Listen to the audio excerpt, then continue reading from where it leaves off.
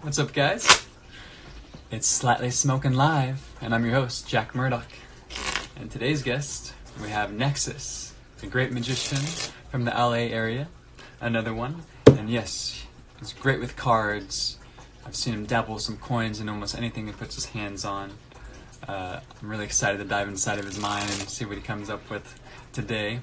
In fact, I thought I would start this little show with a quick little card trick. So what's up, Charlie? Here, we'll do that again. I'll use just a couple cards. Use the 5 and the queen. And this is what we'll do. We'll actually take them and put them face to face. So in life, that's how we face it. And in this time, I think we've actually slowed down. We've taken a big time out. We're always spinning like the world. But I'm going to show you what it looks like when the world starts to slow down. You could actually see what it would look like. Almost like a yin and yang. Only for a glimpse can you get to see it.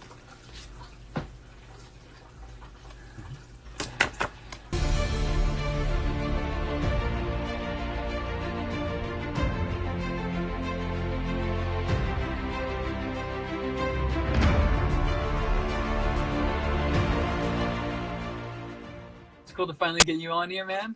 Talk a little magic, a little shop. We always start off with the beginning, your journey into magic, into the nether realm. At some point, I'm pretty sure everyone's experienced this, where it's like you kind of almost feel like you're the only magician in the world, or like at least in your general area, because you don't run into people that often, unless you go to like like jams, like the Monday night jams, or just happen to meet people, So yeah, like being at the castle, seeing like all these kids like being experts that have been doing this for years, it's just like, whoa, there's more than one person out there. There's more than one magician out there, Yeah, no, it's totally true. It's pretty humbling to be around that and then see that talent and the work behind it. I know T Cards had a question for both of us. Who were the magicians that you saw live when you had that, oh, this is a different game moment?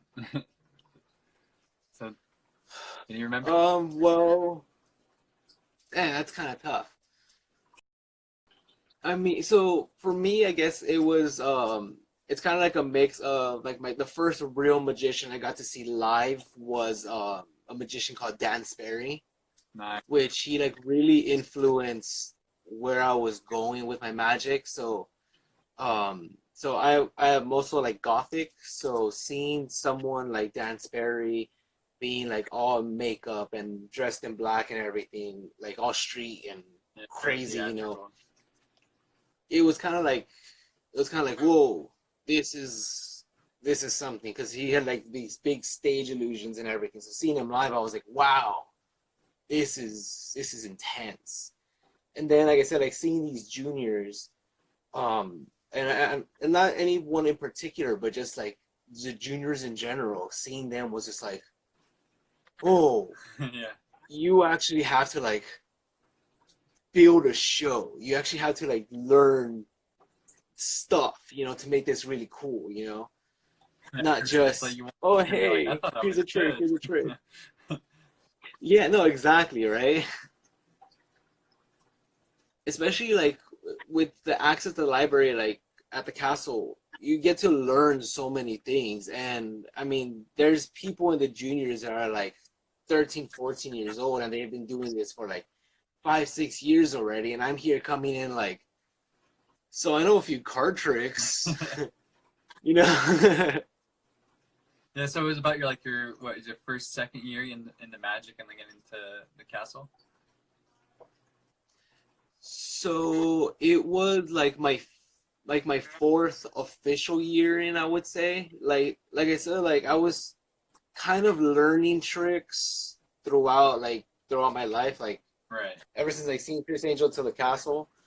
But I would say like only like 4 years, because that's kind of like when I started taking it more seriously, like really sitting down, learning, and trying to like fool my friends and fool my teachers,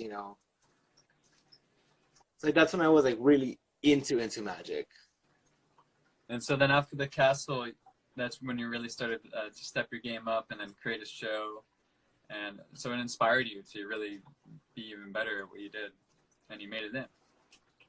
Yeah, like right after I joined the castle, like I tried structuring like a real show. I actually used to be a stage magician before I became a close-up magician.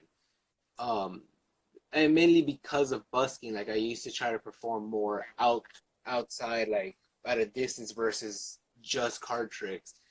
And it even got to a point where I had developed like my own show.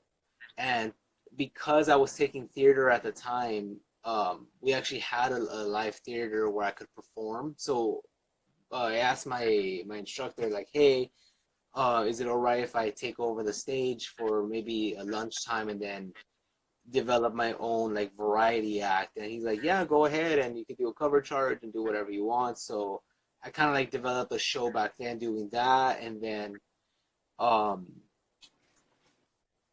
and then like working at the castle, I had to like make up my own show. So I tried doing my show as quickly as possible, learning close-up stuff to be in the famous close-up gallery. And then like yeah, I managed to develop a show that got me into it, and then started working on that show over and over and over. Like if you were to see the original show to what like my last show looked like, it's so different. I think the only thing that stayed would probably just be my Omni deck routine, Right. which even that has changed in so many ways. Here's another good question by Charlie. What realizations have you made recently about your magic? Usually we hear things that change our perspective. That's a good question. So what sort of realizations do you think we're kind of getting to? Like after all that rehearsal and tweaking, we figure out what really works. Yeah, like I would kind of say now I kind of noticing more that there is no right and wrong way to do a magic show, or like in a way to perform, because everyone's different, and it also applies to like their magic. We can't all be the same, and we kind of can't all be like the next Shin Lim or like the next Chris Ramsey or something. I noticed that as we go through our levels of magic, we kind of just become the next version of ourselves. And seeing how we develop and how we grow, taking bits from different performers and different learning different tricks, it's like it changes you a lot. So I think it's just more like how we just grow as a magician, you know. Listen.